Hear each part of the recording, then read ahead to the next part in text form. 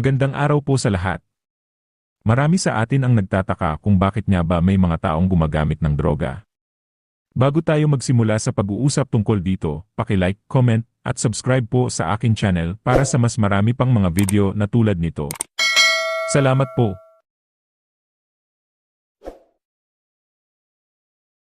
Ang peer pressure o impluwensya ng mga kaibigan at kapwa ay isa sa mga pangunahing dahilan kung bakit gumagamit ng droga ang isang tao, lalo na sa mga kabataan. Sa kulturang Pilipino, ang pakikisalamuha at pakikibagay sa iba ay napakahalaga, at ang mga kabataan ay madalas na nasa yugto ng kanilang buhay kung saan sila ay naghahanap ng kanilang sariling pagkakakilanlan.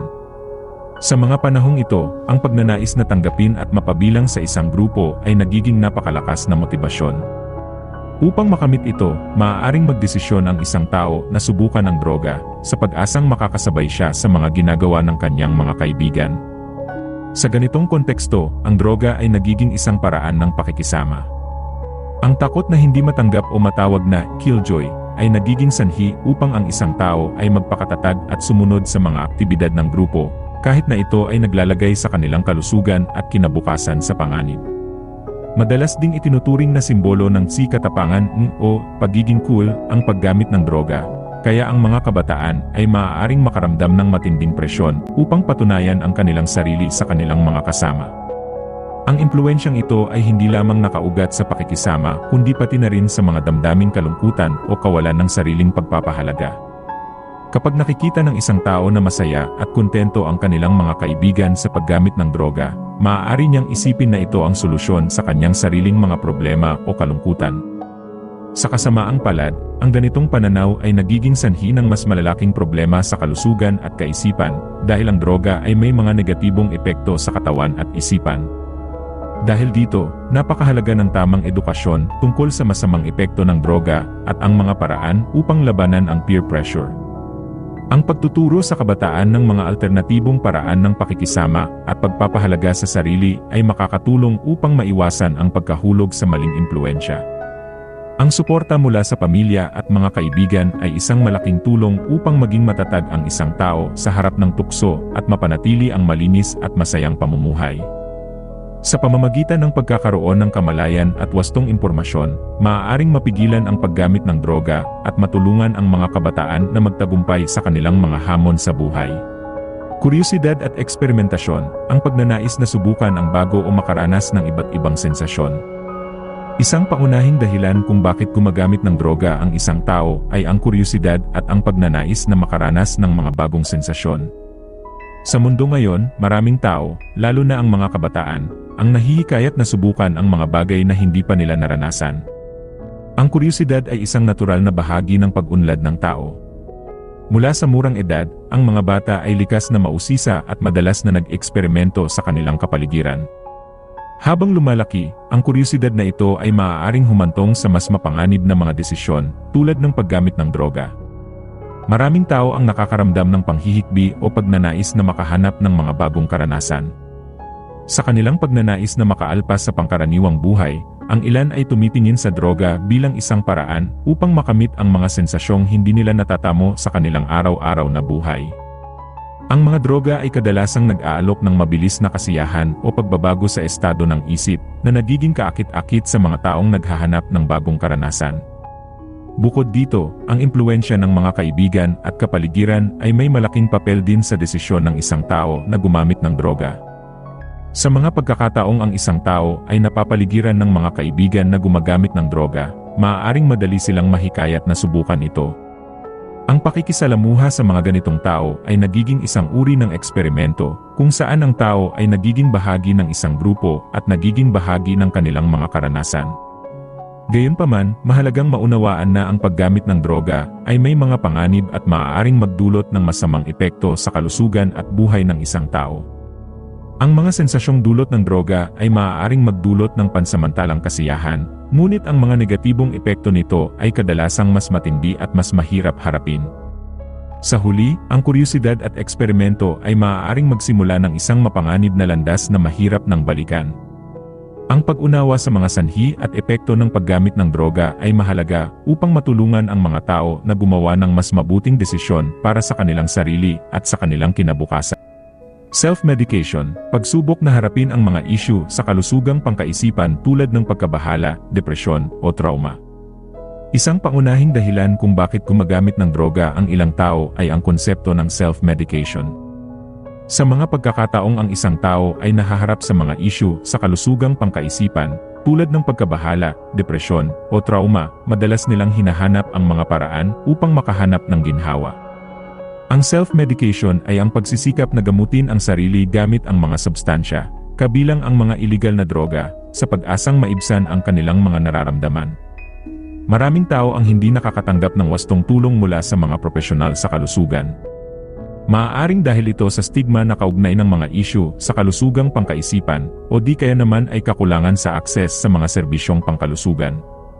Dahil dito, ang ilan ay nagiging mapaghahanap ng solusyon sa kanilang mga problema sa pamamagitan ng paggamit ng droga. Halimbawa, ang isang tao na nakararanas ng matinding pagkabahala ay maaaring gumamit ng mga substansyang nagdudulot ng pakiramdam ng kalmado, kahit na ito ay pansamantala lamang. Ang mga tao na may depresyon ay maaari ring maengganyo na gumamit ng droga upang makalimutan ang kanilang mga problema o upang makaramdam ng kasiyahan sa mga sandaling tila wala ng pag-asa. Sa ganitong paraan, ang droga ay nagiging isang uri ng pananggalang laban sa kanilang mga masakit na karanasan. Ang mga karanasan ng trauma, tulad ng pang-aabuso o pagkamatay ng isang mahal sa buhay, ay maaari ring magdulot sa isang tao na maghanap ng mga substansya upang maibsan ang sakit na kanilang dinadala. Gayunpaman, ang paggamit ng droga bilang paraan ng self-medication ay nagdadala ng mas malalim na problema. Sa halip na tunay na malutas ang kanilang mga issue, ang mga tao ay maaaring makaranas ng mas malubhang epekto sa kanilang kalusugan, tulad ng paglala ng kanilang kondisyon sa kalusugang pangkaisipan. Ang mga droga ay hindi nagbibigay ng tunay na solusyon. Sa halip, nagiging sanhi ito ng higit pang komplikasyon sa kanilang buhay. Mahalagang maunawaan na ang tamang paraan ng pagharap sa mga issue sa kalusugang pangkaisipan ay ang pagkonsulta sa mga propesyonal. Ang mga therapist at psychiatrist ay may kakayahang magbigay ng wastong gabay at paggamot na makakatulong sa mga tao na makahanap ng mas epektibong solusyon sa kanilang mga problema. Ang pagkilala sa mga sanhi ng self-medication ay isang hakbang patungo sa mas malusog na pag-unawa at pag-aalaga sa ating kalusugan sa isip. Pagpapagaan ng stress, paghahanap ng pansamantalang pagtakas mula sa stress, mga alalahanin o mga hamon sa buhay. Isang pangunahing dahilan kung bakit gumagamit ng droga ang mga tao ay ang pagnanais na makahanap ng ginhawa mula sa stress.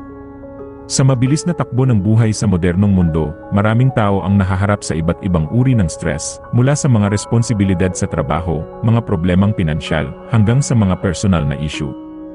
Ang mga hamong ito ay maaaring magdulot ng matinding pagkabahala at pagkapagod na nagiging sanhi ng pagnanais na makahanap ng paraan upang makalimot sa mga ito kahit sa maikling panahon lamang. Ang mga droga, lalo na ang mga nakakalasing na substansya, ay madalas na nag-aalok ng pansamantalang pakiramdam ng ginhawa. Para sa ilang tao, ang paggamit ng droga ay nagiging paraan upang makapagpahinga mula sa mga pang-araw-araw na alalahanin. Halimbawa, ang isang tao na labis na nababahala sa kanyang trabaho ay maaaring gumamit ng droga upang makaramdam ng kaluwagan sa mga stress na dulot ng kanyang mga responsibilidad. Sa pamamagitan ng paggamit ng droga, nagiging madali para sa kanila na makalimutan ang kanilang mga problema, kahit na ito ay pansamantala lamang. Gayunpaman, ang pansamantalang ginhawa na dulot ng droga ay may mga kahihinatnan. Sa halip na tunay na malutas ang mga issue sa stress, ang paggamit ng droga ay maaaring magdulot ng mas malalim na problema sa kalusugan, parehong pisikal at mental. Habang ang droga ay nagbibigay ng pansamantalang pagtakas, nagiging sanhi ito ng higit pang stress sa kalaunan dahil sa mga epekto nito sa katawan at isip. Ang mga tao ay maaaring makaranas ng pagkagumon na nagiging sanhi ng mas malalim na problema sa kanilang buhay. Minsan, ang mga tao ay nagiging mas dependent sa droga bilang paraan ng pagharap sa kanilang mga problema na nagiging sanhi ng isang siklo ng paggamit na mahirap masira. Sa halip na harapin ang kanilang mga alalahanin at stress sa isang mas positibong paraan, ang ilan ay pinipiling gumamit ng droga na nagiging sanhi ng mas malubhang epekto sa kanilang kalusugan at kabuhayan. Mahalagang maunawaan na mayroong mga mas malusog na paraan upang harapin ang stress at mga hamon sa buhay. Ang mga aktibidad tulad ng ehersisyo, meditation, at pakikipag-usap sa mga kaibigan o profesional ay maaaring maging mabisang paraan upang maibsan ang stress. Ang pagkilala at pagtanggap sa mga problema ay isang hakbang patungo sa mas magandang kalusugan sa isip. Sa huli, ang tunay na ginhawa ay nagmumula sa pagharap sa mga hamon sa buhay sa isang positibong paraan, hindi sa pagtakbo mula sa mga ito sa pamamagitan ng paggamit ng droga. Pamamahala ng sakit, paggamit ng droga upang maibsan ang pisikal na sakit o hindi komportable. Isang pangunahing dahilan kung bakit gumagamit ng droga ang ilang tao ay ang pagnanais na maibsan ang pisikal na sakit o hindi komportable na nararamdaman. Maraming tao ang nakakaranas ng iba't ibang uri ng sakit, mula sa mga simpleng pananakit ng ulo, pananakit ng katawan, hanggang sa mga malubhang kondisyon tulad ng arthritis, cancer, o mga pinsala mula sa aksidente. Sa mga pagkakataong ito, ang mga tao ay madalas na naghahanap ng mga paraan upang maibsan ang kanilang nararamdaman at ang paggamit ng droga ay nagiging isang opsyon para sa kanila.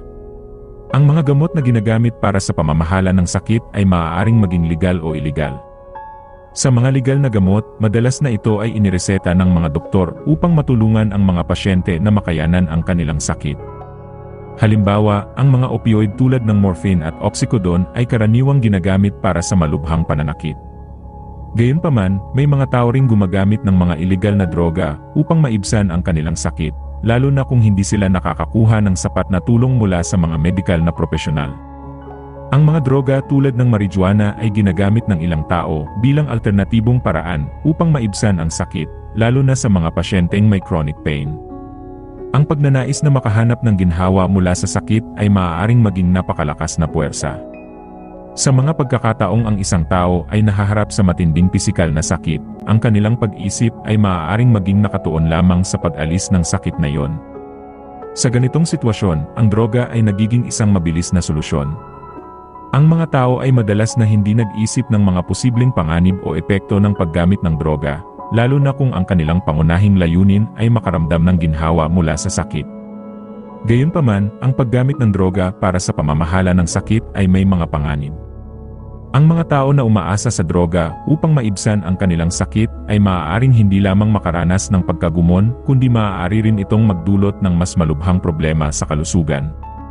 Ang mga epekto ng droga ay maaaring maging sanhi ng iba pang mga komplikasyon, tulad ng pagtaas ng tolerance kung saan ang isang tao ay nangangailangan ng mas mataas na dosis upang makamit ang parehong antas ng ginhawa.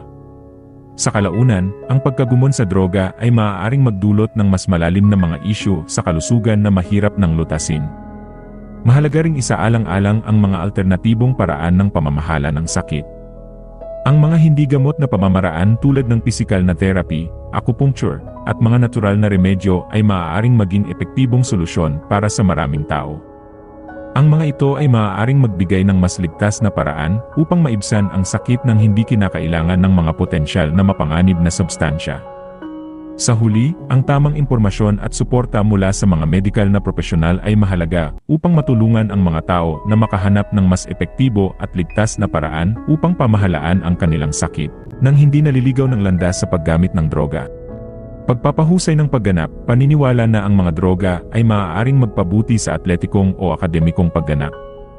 Isang pangunahing dahilan kung bakit gumagamit ng droga ang ilang tao ay ang paniniwala na ang mga ito ay makakatulong sa pagpapahusay ng kanilang pagganap, maging ito man ay sa larangan ng athletics o sa akademya. Sa mundo ng sports, ang kompetisyon ay napakatindi at maraming atleta ang nagiging sabik na makamit ang tagumpay. Ang pressure na makuha ang atensyon ng mga coach, sponsors, at mga tagahanga ay nagiging sanhi ng ilang atleta na maghanap ng mga paraan upang mapabuti ang kanilang kakayahan. Dahil dito, ang paggamit ng mga performance-enhancing drugs tulad ng steroids o stimulants ay nagiging kaakit-akit sa kanila. Sa kabilang banda, sa larangan ng akademya, ang mga estudyante naman ay maaaring gumamit ng mga droga sa pag-asam na mapabuti ang kanilang konsentrasyon at pagganap sa mga pagsusulit. Maraming estudyante ang nakakaranas ng matinding pressure mula sa kanilang mga magulang at paaralan upang makamit ang mataas na marka. Sa kanilang pagnanais na makuha ang mga ito, ang ilan ay bumabalik sa mga stimulant tulad ng Adderall o Ritalin na karaniwang inireseta para sa attention deficit hyperactivity disorder. Naniniwala sila na ang mga gamot na ito ay makakatulong sa kanila na maging mas alerto at produktibo kahit na hindi sila diagnosed na may DA. Gayunpaman, ang paggamit ng mga droga para sa pagpapahusay ng pagganap ay nagdadala ng mga panganib at hindi kanais-nais na epekto. Ang mga atleta na gumagamit ng PEDS ay maaaring makaranas ng mga seryosong problema sa kalusugan, kabilang ang mga issue sa puso, hormonal imbalances, at iba pang pisikal na komplikasyon. Para sa mga estudyante, ang mga stimulant ay maaaring magdulot ng pagkabalisa, insomnia, at iba pang mental health issues. Sa huli, ang paniniwala na ang mga droga ay makapagbibigay ng mas magandang pagganap ay maaaring humantong sa mas malubhang problema sa kalusugan at kabuhayan. Mahalagang maunawaan na ang tunay na tagumpay ay nagmumula sa tiyaga, tamang pagsasanay, at wastong paghahanda. Ang paggamit ng droga bilang shortcut ay hindi lamang panganib sa kalusugan, kundi naglalagay din sa panganib ng integridad ng isang tao. Ang mga atleta at estudyante ay dapat maging maingat sa mga desisyon na kanilang ginagawa at dapat silang maging handa na harapin ang mga hamon ng walang pag-asa sa mga mapanganib na substansya. Sa huli, ang tunay na tagumpay ay nakasalalay sa dedikasyon at pagsusumikap, hindi sa paggamit ng droga. Addiction, ang pagbuo ng pisikal o psikolohikal na pagdepende sa isang substansya. Ang paggamit ng droga ay isang komplikadong issue na maaaring maapektuhan ng iba't ibang salik. Isang pangunahing dahilan kung bakit gumagamit ng droga ang isang tao ay ang pagnanais na makatakas mula sa mga problema o stress na nararanasan nila sa kanilang buhay. Sa maraming pagkakataon, ang mga tao ay nahaharap sa matinding emosyonal na sakit, pagkabigo, o trauma na nag-uudyok sa kanila na maghanap ng mabilis na solusyon. Sa ganitong mga sitwasyon, ang droga ay nagiging isang paraan upang makalimot, kahit na sa panandalian lamang, sa mga pasakit at hamon ng buhay. Maraming tao ang nakakaranas ng mga sitwasyon na puno ng tensyon, gaya ng mga problema sa pamilya, kawalan ng trabaho, o mga issue sa kalusugan. Ang mga ito ay nagiging sanhi ng matinding stress at anxiety. Sa pagnanais na makahanap ng ginhawa, ang ilan ay nagiging biktima ng mga sangkap na nagdudulot ng euphoria o kasiyahan. Ang mga droga, tulad ng opioids, stimulants, at depressants, ay maaaring magbigay ng pansamantalang pakiramdam ng kaluwagan at kasiyahan na nagiging dahilan upang patuloy silang bumalik sa paggamit nito. Ngunit, sa paglipas ng panahon, ang paggamit ng droga ay nagiging isang mas malalim na problema. Ang pisikal na pagdepende ay nagiging sanhi ng mga pagbabago sa utak na nagiging dahilan upang ang tao ay makaramdam ng pangangailangan na gumamit ng droga kahit na ito ay nagdudulot ng masamang epekto sa kanilang kalusugan at buhay. Ang psikolohikal na pagdepende naman ay nagiging sanhi ng pagnanais na muling maranasan ang mga positibong epekto ng droga na nagiging dahilan upang baliwalain ang mga panganib at negatibong epekto nito. Sa huli, ang pag-unawa sa mga dahilan kung bakit gumagamit ng droga ang isang tao ay mahalaga upang makapagbigay ng wastong tulong at suporta. Ang mga programang pangrehabilitasyon at counseling ay maaaring makatulong upang matulungan ang mga tao na makahanap ng mas malusog na paraan upang harapin ang kanilang mga problema, sa halip na umasa sa mga substansyang nagdudulot ng pagkadepende. Escapism, ang pagsubok na iwasan ang realidad o mga mahihirap na emosyon. Isang pangunahing dahilan kung bakit gumagamit ng droga ang mga tao ay ang konsepto ng escapism o pagtakas mula sa katotohanan. Sa ating araw-araw na buhay, hindi maiiwasan ang mga hamon at pagsubok na nagdudulot ng matinding emosyonal na sakit, stress, at pagkabigo. Ang mga tao ay madalas na nahaharap sa mga sitwasyon na nagiging sanhi ng labis na pagkabahala, gaya ng mga problema sa pamilya, trabaho, o mga personal na issue. Sa ganitong mga pagkakataon, ang droga ay nagiging isang uri ng pagtakas. Maraming tao ang humahanap ng paraan upang makalimot sa kanilang mga problema, at ang paggamit ng droga ay nagiging isang solusyon na tila madali at mabilis. Ang mga substansya tulad ng alak, marijuana, at iba pang mga ipinagbabawal na gamot ay nag-aalok ng pansamantalang kaluwagan mula sa mga negatibong emosyon. Sa pamamagitan ng paggamit ng mga ito, ang mga tao ay nagkakaroon ng pakiramdam ng kasiyahan o kaluwagan na nagiging dahilan upang makalimutan nila, kahit sandali, ang mga pasakit na kanilang dinaranas. Gayunpaman, ang escapism sa pamamagitan ng droga ay nagiging isang mapanganib na siklo. Habang ang mga tao ay patuloy na gumagamit ng droga upang makatakas sa kanilang mga problema, nagiging mas malala ang kanilang sitwasyon. Ang mga pisikal at emosyonal na epekto ng droga ay nagiging sanhi ng mas malalim na pagkakahiwalay sa realidad. Sa halip na harapin ang kanilang mga issue, ang mga tao ay nagiging mas nakatuon sa kanilang pagdepende sa droga, na nagiging dahilan ng pagkasira ng kanilang mga relasyon, trabaho, at kalusugan. Ang escapism sa pamamagitan ng droga ay hindi lamang isang pansamantalang solusyon. Ito ay nagiging sanhi ng mas malalalim na problema na mahirap lutasin. Sa halip na umasa sa mga substansya, mahalaga na makahanap tayo ng mas positibong paraan upang harapin ang mga hamon sa buhay. Ang mga alternatibong paraan ng pagharap sa stress, tulad ng pag-ehersisyo, pagninilay, o pakikipag-usap sa mga kaibigan at pamilya, ay mas makabubuti at makakatulong sa pagbuo ng mas malusog na coping mechanisms. Sa ganitong paraan, ang mga tao ay maaaring matutong harapin ang kanilang mga problema nang hindi kinakailangang gumamit ng droga bilang pagtakas. Social factors, ang paglaki sa mga kapaligiran kung saan ang paggamit ng droga ay normal o laganap. Isang mahalagang dahilan kung bakit gumagamit ng droga ang mga tao ay ang mga sosyal na salik, partikular na ang kapaligiran kung saan sila lumalaki. Sa mga komunidad o pamilya kung saan ang paggamit ng droga ay itinuturing na normal o bahagi ng pang-araw-araw na buhay, nagiging mas mataas ang posibilidad na ang mga kabataan ay mahikayat na subukan ito. Ang mga nakapaligid na tao, tulad ng mga kaibigan, pamilya, at mga kasamahan, ay may malaking impluwensya sa pagbuo ng mga pananaw at ugali ng isang individual. Halimbawa, kung ang isang bata ay lumalaki sa isang tahanan kung saan ang mga magulang o ibang miyembro ng pamilya ay gumagamit ng droga, maaaring isipin ng bata na ito ay isang normal na bahagi ng buhay. Sa ganitong sitwasyon, ang mga kabataan ay nagiging mas bukas sa ideya ng paggamit ng droga, at madalas na nagiging sanhi ito ng kanilang sariling paggamit. Ang mga social gatherings, kung saan ang droga ay ginagamit at tinatanggap, ay nagiging mga pagkakataon para sa mga kabataan na makipagsapalaran at subukan ang mga substansya. Bukod dito, ang mga komunidad na may mataas na antas ng kahirapan at kawalan ng oportunidad ay madalas na nahaharap sa mga suliranin sa droga. Ang kakulangan ng mga positibong aktibidad, tulad ng sports, sining, at edukasyon, ay nagiging sanhi ng boredom at kawalang interes sa mga kabataan. Sa halip na maghanap ng mga produktibong paraan upang magamit ang kanilang oras, ang ilan ay nahihikayat na lumahok sa paggamit ng droga bilang isang paraan ng pag-escape o aliw. Ang mga sosyal na salik na ito ay hindi lamang nag-uudyok sa mga tao na gumamit ng droga. Nagiging sanhi rin ito ng mas malalim na problema sa lipunan. Ang paglaganap ng paggamit ng droga sa isang komunidad ay nagdudulot ng mas mataas na antas ng krimen, karahasan, at iba pang mga isyu na nagiging sanhi ng pagkasira ng mga relasyon at komunidad. Upang masugpo ang problemang ito, mahalagang itaguyod ang mga programa na naglalayong bigyan ng edukasyon ang mga tao tungkol sa mga panganib ng droga at magbigay ng mga alternatibong aktibidad na makakatulong sa mga kabataan na makahanap ng mas positibong landas sa kanilang buhay. Sa ganitong paraan, may iwasan ang pagbuo ng isang kultura ng paggamit ng droga at mababawasan ang mga salik na nagtutulak sa mga tao na gumamit nito. Genetic predisposition, ang pagkakaroon ng kasaysayan ng pamilya sa paggamit ng substansya o pagkadepende. Isang mahalagang dahilan kung bakit gumagamit ng droga ang mga tao ay ang genetic predisposition o ang pagkakaroon ng likas na predisposisyon na nagmumula sa kasaysayan ng pamilya.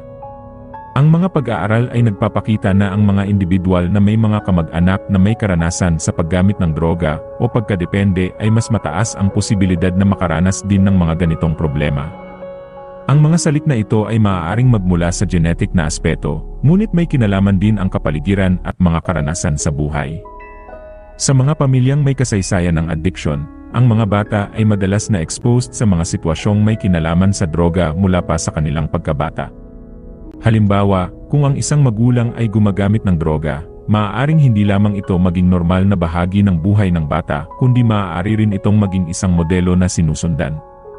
Ang mga bata sa ganitong sitwasyon ay maaaring lumaki na nag-iisip na ang paggamit ng droga ay isang katanggap-tanggap na paraan upang harapin ang stress o mga problema sa buhay. Bukod sa mga sosyal na salik, ang genetic predisposition ay maaaring magdulot ng mga pagbabago sa utak na nagiging sanhi ng mas mataas na sensitivity sa mga epekto ng droga. Ang mga tao na may ganitong predisposisyon ay maaaring makaramdam ng mas malalim na kasiyahan o ginhawa mula sa paggamit ng droga, na nagiging dahilan upang mas madali silang maengganyo na gumamit nito. Sa kalaunan, ang pagbuo ng pisikal at psikolohikal na pagdepende ay nagiging mas mabilis, na nagiging sanhi ng mas malalim na problema sa kanilang buhay. Mahalaga ring isaalang-alang na ang genetic predisposition ay hindi nangangahulugang tiyak na magiging addict ang isang tao. Maraming tao ang may ganitong predisposisyon ngunit hindi nagiging biktima ng addiction dahil ang mga salik tulad ng edukasyon, suporta mula sa pamilya at komunidad, at personal na desisyon ay may malaking papel sa pagbuo ng kanilang landas. Sa pamamagitan ng tamang impormasyon at suporta, ang mga individual na may genetic predisposition ay maaaring matutunan ang mga alternatibong paraan upang harapin ang kanilang mga hamon sa buhay na hindi kinakailangang umasa sa droga. Ang pag-unawa sa isyung ito ay mahalaga upang makapagbigay ng mas epektibong tulong at solusyon para sa mga taong nahaharap sa ganitong sitwasyon.